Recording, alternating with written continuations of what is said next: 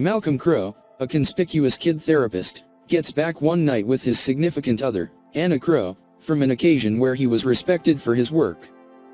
His significant other lets him know that all that on the planet is underdog to his occupation, including her.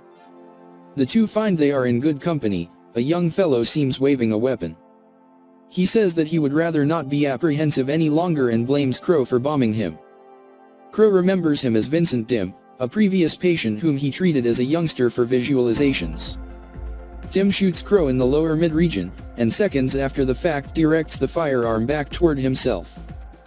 The following fall, Crowe starts working with another kid, 9-year-old Cole Sear, who has a condition like Vincent's. Crowe becomes devoted to this patient, however he is spooky by questions over his capacity to assist him after his disappointment with Vincent.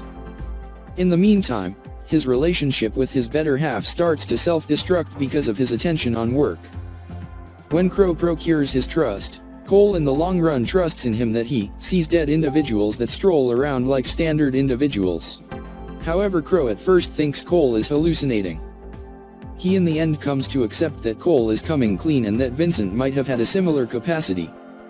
He proposes to Cole that he attempt to track down a reason for his gift by speaking with the Phantoms, maybe to help them in their incomplete business on the planet.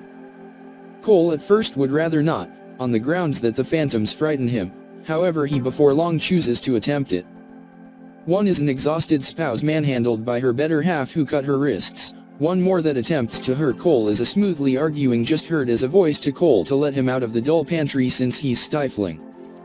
Then shouts at Cole that he didn't take the expert's pony and takes steps to go after Cole on the off chance that he doesn't comply.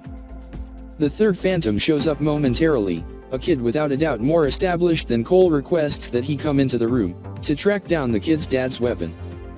The kid pivots to show that he has an enormous discharge leaf twisted on the rear of his head. Cole at last discussions to one of the Phantoms, an exceptionally wiped out young lady who shows up in his room. He finds out where the young lady, Kyra Collins, Misha Barton, resided and goes to her home during her burial service gathering. Kyra kicked the bucket after a drawn-out disease and memorial service visitors note that Kyra's more youthful sister is beginning to become ill, as well. Kyra's Phantom shows up and gives Cole a crate, which is opened to uncover a tape.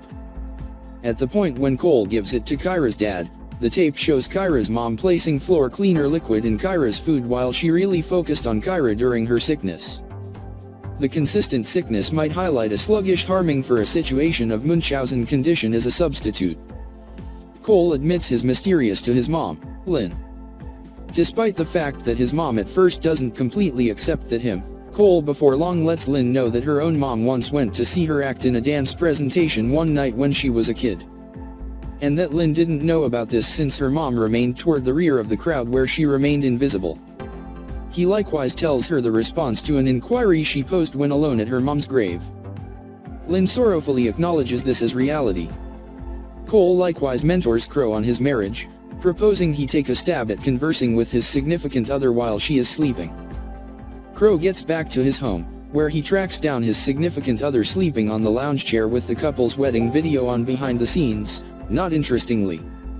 As she rests, Anna's hand delivers Malcolm's wedding band, which he unexpectedly finds he has not been wearing, uncovering the bend finishing of the film. Crowe himself was really killed by Vincent and was unconsciously dead the whole time he was working with Cole. Because of Cole's endeavors, Crowe's incomplete business redressing his inability to comprehend Vincent is at last total. Reviewing Cole's recommendation, Crowe addresses his resting spouse and satisfies the second explanation he returned, saying she was never second, and that he cherishes her. Delivering her to continue on with her very own business, he is allowed to abandon the universe of the living. Thank you for watching and see you again in another movie story.